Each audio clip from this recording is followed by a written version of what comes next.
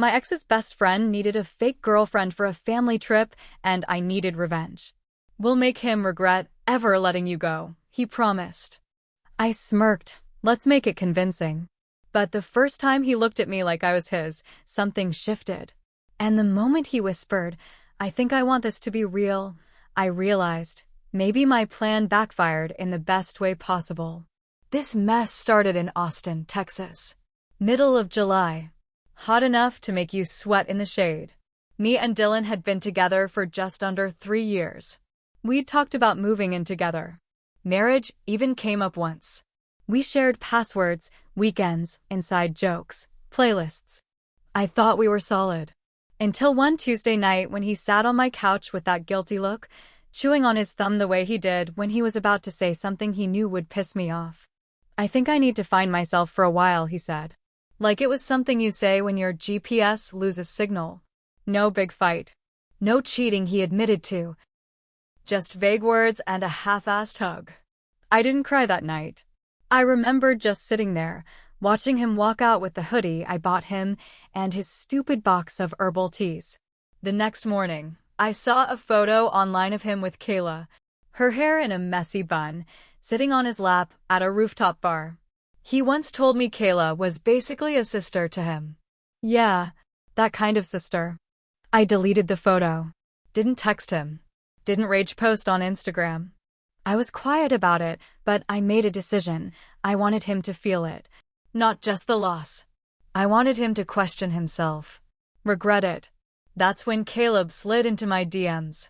He was Dylan's best friend. They went way back, childhood, school, college. Always close, but not in a way that felt threatening to me. Caleb had this cool, calm energy. The guy who would bring beer to a party but never be the drunkest. Always polite. Always watching. He messaged me a week after the breakup. "Caleb, I heard what happened. That's rough. He's an idiot." Me. "Thanks. I'm fine. Mostly just tired." "Caleb, listen. This is gonna sound crazy, but I need a favor." He explained that his family had this big reunion planned out at a lake house near Marble Falls. It was supposed to be a celebration. His cousin was getting engaged. His mom was throwing a barbecue, the works. Problem was, his family expected him to bring a girl. Not just a date. This might be serious kind of girl. His last relationship ended in the spring, and his mom had been bugging him nonstop. He needed someone who could pull it off. Someone who could smile in photos, pretend to know his favorite food, maybe hold his hand without flinching. That's when it clicked for both of us. "Let's make your mom happy," I said. "And piss off your best friend at the same time." He didn't even try to deny it. I want him to see what he lost. I took a sip of my drink, stared at the screen, and typed, "Let's make it look good." 3 days later, Caleb picked me up in his truck. He looked damn good in a black tee and jeans. We hadn't spent much time alone before. Always in groups, around Dylan. But in that truck, things felt different. He kept sneaking glances at me. Not like I was his best friend's ex. Like I was something new. The lake house was massive, 2 stories, white wraparound porch, hammock in the yard. His family was already there.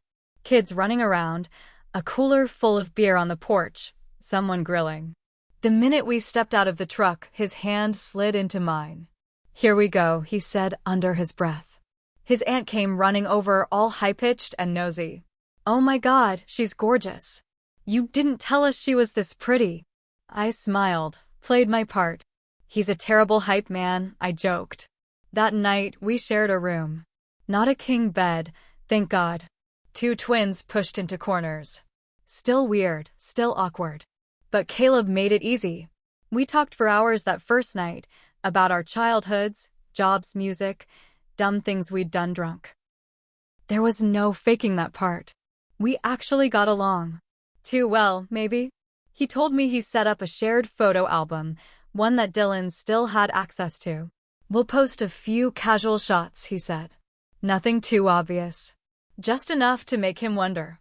I stared at him for a second. "You really want to do this?" Caleb looked me dead in the eyes and said, "He shouldn't have let you go." The next few days were a blur of pretending and maybe not pretending. We cooked together, played cards, got way too drunk one night on the dock. His cousins teased us. His grandma pinched my cheek and called me darling.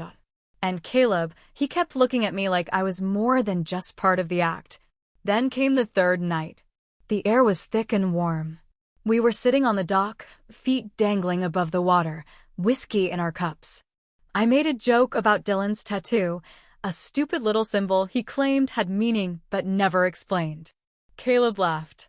Then he got real quiet. I think I want this to be real, he said. I stared at him. You're drunk. He shook his head. No, I mean it. I know how this started, but I'm not pretending anymore. I should have been panicked, but something inside me relaxed. Because truthfully, I hadn't been pretending either. Back home, things changed. Caleb came over more. Not for show. Not for Instagram. Just because he wanted to. We started cooking real meals, watching bad movies, falling asleep on the couch. Then Dylan reached out. Dylan, is this some kind of joke? Me, no joke. Just life. He didn't like that. A week later, I ran into him and Kayla at a bar. He saw us. Caleb put his arm around me. Dylan looked like he wanted to throw something. Kayla looked confused. I kissed Caleb right there, in front of them. Not because I was trying to rub it in, but because I wanted to. That should have been the end. But it wasn't. Things didn't stay perfect. They never do. After that bar incident, Dylan started getting messy. He texted me again, more often. At first it was just one-word messages, then late-night questions. Dylan, are you seriously with him? Dylan, you used him to get to me, didn't you? I ignored them. Caleb saw the messages. He didn't say much at first, just kind of nodded like he expected it. But I could feel it bothering him. Then it got worse. One Saturday, Caleb and I went out for breakfast at this small diner on the east side. We were laughing over pancakes when Caleb's phone buzzed. He looked at it and froze. Everything okay? I asked. He turned the screen toward me. It was Dylan. Dylan, you really think she's with you for you? Wake up, man. Caleb didn't answer. He put the phone face down and tried to change the subject, but something was off. The warmth in his eyes gone. The easy smile tightened. I reached across the table. Hey, we don't have to prove anything. You know this is real, right? He didn't answer right away. Then finally he said, I want to believe it. I really do. That want part hit hard. After that, things started to feel strained. Caleb got quiet. Less touchy. Less present. I caught him staring into space more than once. Then one night he said it. I talked to him. I was brushing my teeth when he said it, standing in the bathroom doorway like he couldn't keep it in any longer. Talk to who? Dylan. I stared at him, toothbrush halfway to my mouth. Why would you do that? He rubbed his face. I had to. He kept texting, saying you're still hung up on him. That this whole thing was a setup. And you believed him? I didn't say that, he said quickly. I had doubts. It got in my head. So you went to the one person who would love to ruin this, I said, stepping past him. He grabbed my wrist gently. I didn't want to, okay? I just needed answers. You had them, I said. Right in front of you. I didn't talk to him for 3 days. He didn't call either. By day 4, I packed a bag and went to my cousin's place in San Antonio. I needed space. Needed to think. And if I was being honest, I needed to figure out if I'd made the same mistake twice.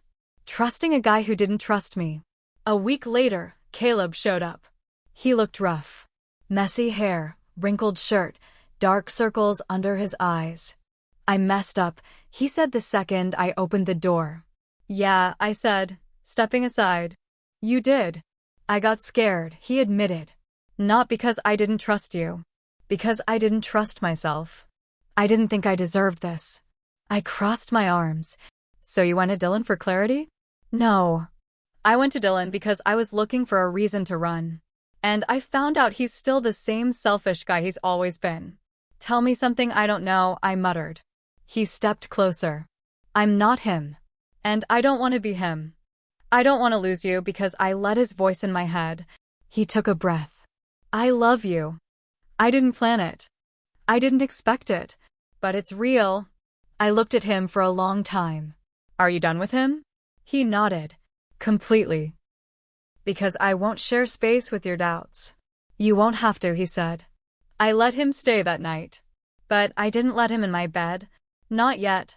Things started to settle again after that night. Caleb stayed in San Antonio for a few days.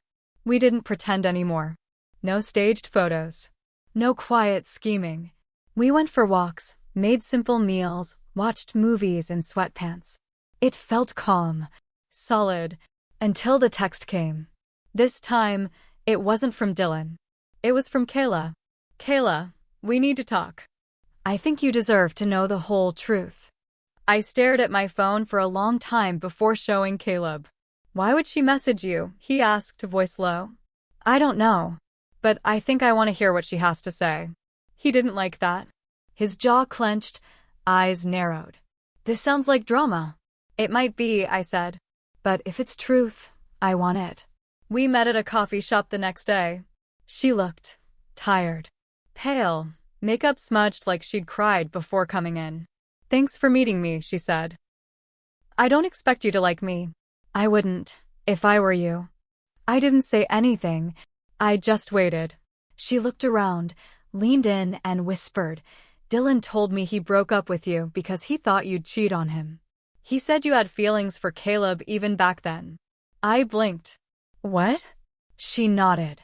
He showed me screenshots. Old ones. From group chats. You and Caleb being flirty, joking. He twisted it. Said he couldn't trust you. I felt like I'd been slapped. Not because of what she said, but because of how deep Dylan's games went. He made me feel sorry for him, Kayla said. Told me you used him, made fun of him behind his back. Said Caleb always had a thing for you and you encouraged it. I swallowed. My mouth was dry. Why are you telling me this now? Because I think he's trying to turn Caleb against you too.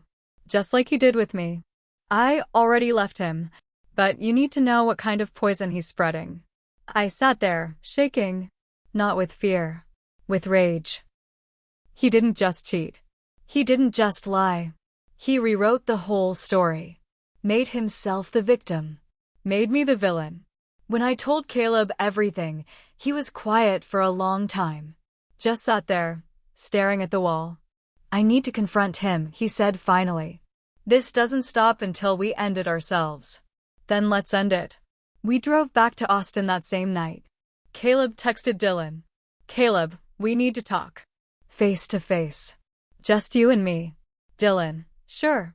You finally ready to wake up? We met him in the park. Same spot where the three of us used to drink beers in college and talk about the future like idiots who thought they knew anything. He looked smug when we arrived. Hands in pockets. Hoodie up? Like he already thought he'd won. You brought her, he said, glancing at me. I wanted her to hear it too, Caleb said. From your own mouth. Dylan laughed. What do you think you're gonna hear, man? That she didn't play you? Please. She didn't, Caleb said. Calm. Steady. But you did. Dylan's smile faded. I talked to Kayla, I said. She told me everything. About the lies, the screenshots. How you painted me out to be the villain after you cheated. He looked at me. You believe her? I believe the pattern, I snapped. Same lies, same tactics, over and over. You made your bed, Dylan. Then Caleb stepped closer. You had the nerve to tell me I was just a rebound. That she'd get tired of me. But the truth is, you were always scared of losing her. You saw it before I did. Dylan scoffed. So what now? You too ride off into the sunset. No, I said. You're gonna stay out of our lives. No more texts. No more games. You don't get to keep circling us like a vulture. You really think I care that much, he said, bitter now. If you didn't, you wouldn't be here, Caleb shot back. Dylan went quiet. We turned and walked away. Didn't look back. but I could feel his eyes on us the whole way. The silence after that confrontation should have been peaceful, but it wasn't. I wanted to feel relief, like a chapter had finally closed. But all I felt was exhaustion. Caleb and I went back to his place that night. Sat on the couch.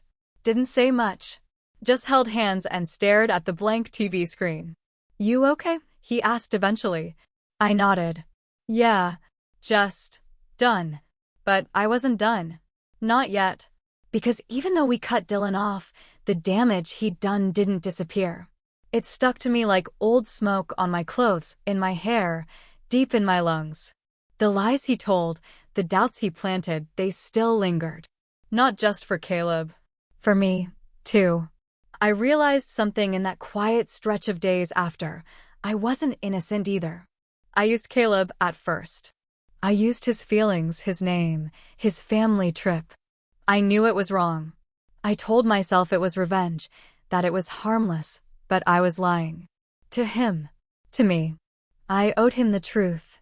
It was a Tuesday night. Calm. He was at the stove, making dinner. I sat on the edge of the couch, hands clenched in my lap. "I need to tell you something," I said. He turned, wooden spoon in hand. "What's up?" "I used you," I said bluntly.